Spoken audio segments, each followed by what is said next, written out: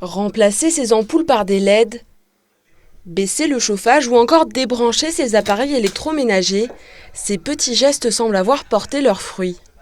Cet hiver, malgré de grosses tensions sur le réseau électrique français, aucune coupure de courant n'a été observée.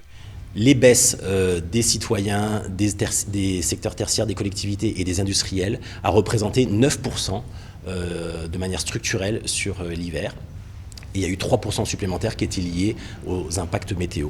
C'est avec cette baisse significative de la consommation d'électricité et en comptant sur le soutien de nos voisins, la Suisse et l'Italie, que le réseau est resté à l'équilibre.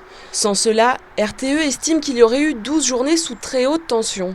Sans cette sobriété de 9%, on aurait eu 12 journées difficiles à passer. On aurait envoyé un signal éco-watt rouge. Et grâce à cette mobilisation de tous et aux capacités d'import du pays, on a pu passer cet hiver sans signal éco-watt rouge.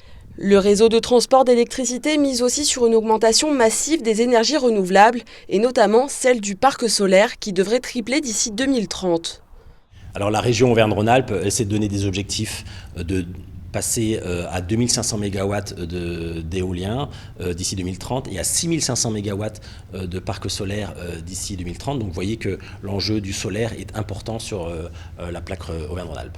RTE espère pouvoir réduire de 30% les émissions de gaz à effet de serre en accompagnant la décarbonation des entreprises et des collectivités, avec comme objectif final la neutralité carbone en 2050.